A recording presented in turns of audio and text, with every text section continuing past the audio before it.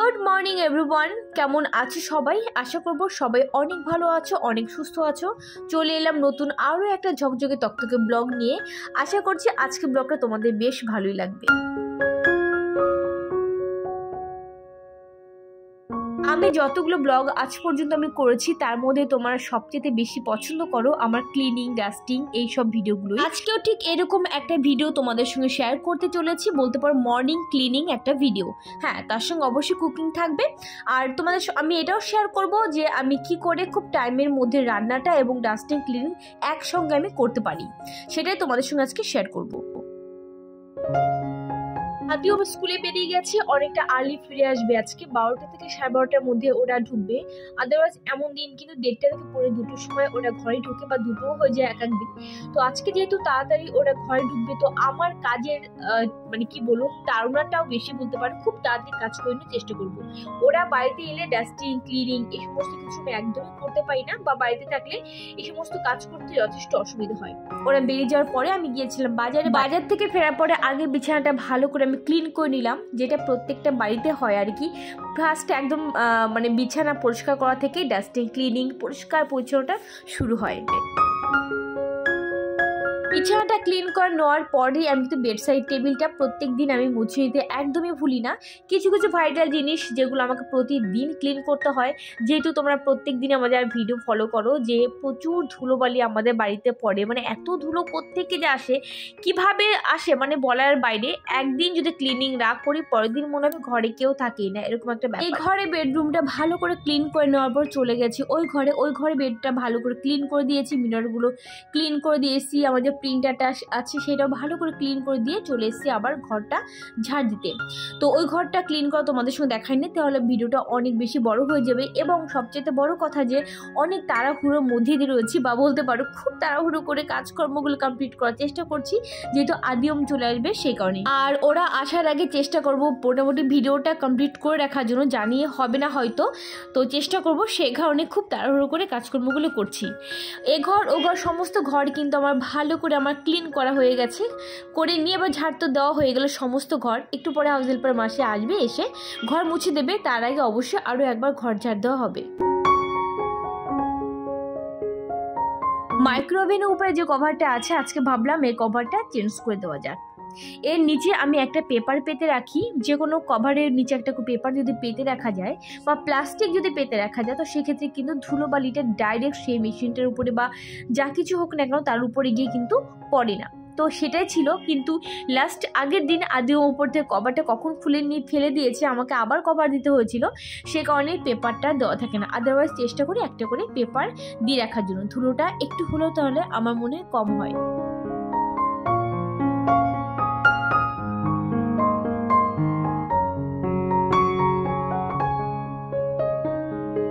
Last 3 থেকে 4 দিন হয়ে গেছে যে আমি dining room, fridge, washing machine এগুলো ভালো করে আমি ক্লিন করি না, বা ডাইনিং টেবিলটা বলতে গেলে ভালো করে আমি ক্লিন করি না। নর্মালি যেটা হয় আর কি, প্রতিদিন হালকা ফুলকা করে ক্লিন করি ডাইনিং টেবিলটা, সেরকমই করি। তো আজকে কলিনটা দিয়ে ভালো করে আমি ক্লিন করে দেবো আমার ওয়াশিং মেশিন, ফ্রিজ সমস্ত কিছুই, যেগুলো কিনা আমি একদিন বাদে বাদে করি। আর এগুলো যেহেতু আমার কিচেনের পাশে, কিচেনে যত চিমনি থাকুক না কেন, চিমনি থাকা সত্ত্বেও কিন্তু বেশ কিন্তু তেল তেলে ভাব কিন্তু হয়ে যায়, যেহেতু কিচেন একদম পাশেই আছে, সেই কারণে একদিন বাদে একদিন আমাকে ক্লিন করতে হয়। আমি চেষ্টা করি প্রত্যেক দিনকে সকালের মধ্যেই, সকালে ঘুম থেকে ওঠার পরে যখন বিছানাটা তুলি তারপরে মোটামুটি ক্লিন করে নেওয়ার জন্য। কারণ একটু পরে যখন হাউস হেল্পার মাসে আসবে, তখন কিন্তু তারপরে এই কাজগুলোতে না করি তাহলে কিন্তু আবার জেকে সে হয়ে যাবে। সেই কারণে চেষ্টা করে ঘুম থেকে উঠেই করে নেওয়ার জন্য। এর মাঝখানে আরেকটুখানি আমি বাজারেও গিয়েছিলাম, বাজার থেকে তাড়াতাড়ি করে এলাম। বাজার থেকে সার্ফ শেষ হয়ে গেছিলো, ঘরের সার্ফটা নিয়ে এলাম। নিয়ে এসে গরম জল করে দেখো এখানটায় সার্ফ গুলে নিয়ে এবার বেড কভারগুলো আজকে হাতে কেচে দেবো। আর এই যে সকালবেলা যখন আমি রান্নাবান্না করব, তার আগে মানে এখনও পর্যন্ত ব্রেকফাস্ট কিন্তু আমি করিনি, যাই হোক তার আগে কিন্তু আমি চেষ্টা করছি যে গরম জলে ভালো করে বেড কভারগুলো আমি ভিজিয়ে দেওয়ার জন্য। বা আদিওমে যে হাইনেকগুলো আছে, এগুলো কিন্তু যত মেশিনে দিই না কেন, 2বার 3বার মেশিনে দিলাম, একবার কিন্তু হাতে কেচে দিতেই হয়, আদারওয়াইজ কিন্তু সেরকম একটা পরিষ্কার হয় না। আর বেড কভারের ক্ষেত্রেও সেম ব্যাপার, কিন্তু 3বার বা 2বার 3বার আমি মেশিনে ধুই, তারপর একবার আমি হাতে কেচে দিই। তো সেক্ষেত্রে দেখা যায় বেশ পরিষ্কার হয়েছে। মেশিনের চাইতে কিন্তু হাতে কাছাকাছি করলে অনেক বেশি পরিষ্কার হয়, এটা আমার কিন্তু মনে হয়। আর সত্যি তাই। আর তোমাদের ক্ষেত্রে এটা হয় কি না অবশ্যই কিন্তু কমেন্ট করে জানিও। ওদিকে আমি জামা কাপড়গুলো ভিজিয়ে দিয়ে এসেছি গরম জলে, আর এদিকে রান্নাবান্না কমপ্লিট করে নেব।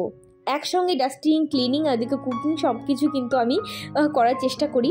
আর এদিকে দেখো মেশিনও চালিয়ে দিয়েছি, মেশিনেও কিন্তু একতরফা হচ্ছে।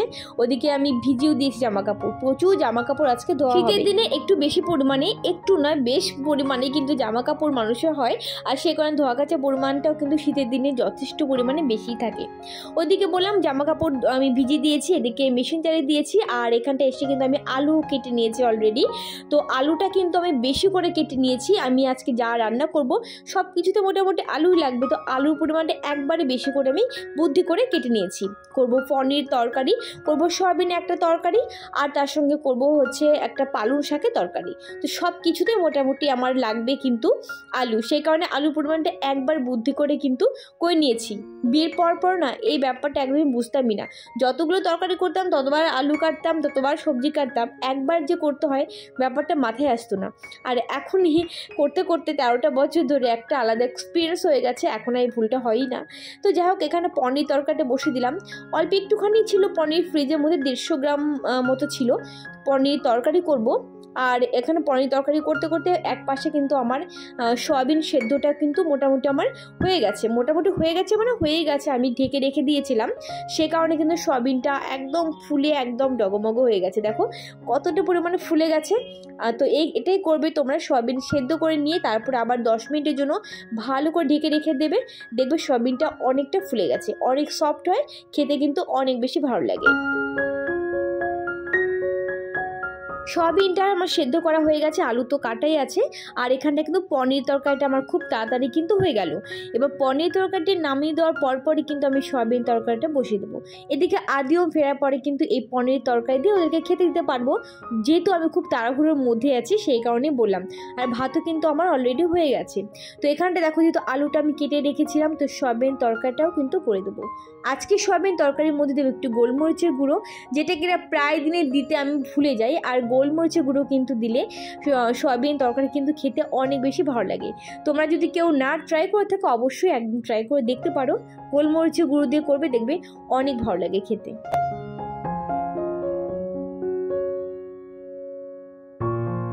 ওদিকে সয়াবিনের তরকারি কমপ্লিট। এবার করবো পালং শাক। তো পালং শাকটা আগে না বেছে রাখতে একদমই ভুলে গেছি, যে কারণে এখন আমাকে একটু আবার কষ্ট করে বেছে নিতে হচ্ছে। তো যাই হোক, এর মাঝখানে কিন্তু আমার অন্যান্য কাজ যেগুলো টুকটাক সব কিছু ক্যামেরা বন্দি করা যায় না, সেগুলো আমি কিন্তু করে এসেছি। আর এখানটা পালং শাকটা এবার বেছে নেবো, আর কেটে আমার ধোয়াও হয়ে গেছে, মানে ধুয়ে তারপরে কাটা হয়ে গেছে। এবার দেখো আলু দিয়ে নিয়েছি, আর আলুটা যেহেতু কাটা ছিল কোনো অসুবিধা হয়নি, মানে ঝটপট করে রান্না বান্নাগুলো আজকে হয়ে যাচ্ছে। তো এখানটা দেখো এই যে আলু দিয়ে যে পালং শাকের তরকারিটা আমি করি সেটা এবার ঝটপট করে করি। পনিরের তরকারি, সয়াবিনের তরকারি, আর এখানটা হচ্ছে পালং শাক। এটা হলো আজকে আমাদের দুপুরের লাঞ্চ মেনু। এর মধ্যে কিন্তু আদম ঢুকে গেছে, তো ভাবলাম ডাইনিং টেবিলটা একটু ভালো করে ক্লিন করি। আজকে শ্যাম্পু দিয়ে ডাইনিং টেবিলের ওপরটা বেশ ভালোভাবে ক্লিন করেছি, তবে নিচটা বেশ পরিমাণে একটু নোংরা বা ধুলো পড়েছে বলতে পারো। নিচটা আজকে ভালোভাবে ক্লিন করতে পারলাম না, তো নিচটা এর পরের দিন আমি করবো, সেটা আশা করি তোমাদের সঙ্গে শেয়ার করবো। দুপুরে রান্নাবান্নাগুলো কমপ্লিট হয়ে গেছে, আর আমি রান্না করতে করতে এই বাসনগুলো যেহেতু মেজে নিই, সেক্ষেত্রে রান্নার পর খুব একটা বাসন থাকে না। আবার এক এক দিন এক একটা কাজের পরিমাণ এক এক রকম থাকে, কাজের প্রেশার অন্য রকম থাকে, তখন দেখা যায় একবারে এক গাদা বাসন মাজতে হয়।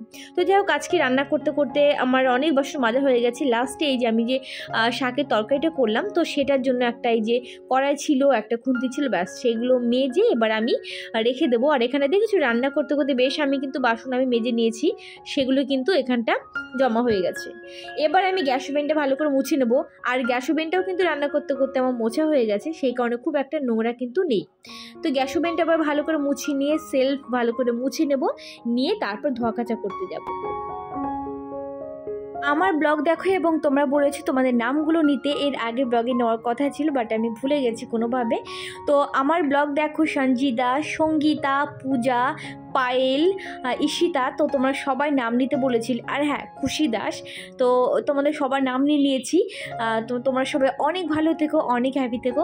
আর অবশ্যই কিন্তু আমার ভিডিওগুলো দেখবে এবং কোথাও যদি কখনো কোনো ভুল দেখতে পাও সেটা কিন্তু অবশ্যই ধরে দেবে। আর হ্যাঁ, আমার ভিডিওতে কিন্তু প্রত্যেকদিন একটা করে কমেন্ট করা চাই। কিচেনে যেহেতু মানি প্ল্যান্ট গাছটা থাকে, তো সেক্ষেত্রে বুঝতে পারছো যে এক্সট্রা পরিচর্যা একটু বেশি দরকার পড়ে। কিছুদিন বাদে মানে কিছুদিন বাদে না, 2 থেকে 3 দিন বাদে আমি জলটা চেঞ্জ করে দিই। বাইরে থাকলে হয়তো বেডরুমে কিংবা ড্রয়িং রুমে থাকলে হয়তো সপ্তাহে 1 দিন চেঞ্জ করলে এনাফ, কিন্তু যেহেতু কিচেনে থাকে সেহেতু এক্সট্রা পরিচর্যার দরকার পড়ে। তো এখানে জল আমি চেঞ্জ করে দিই, ভালো করে পাথরগুলো কিন্তু ধুয়ে দিই যাতে কোনোভাবে কোনো ক্ষতি না হয়। বেশ কিন্তু গ্রো করেছে আগের থেকে মানি প্ল্যান্ট গাছগুলো।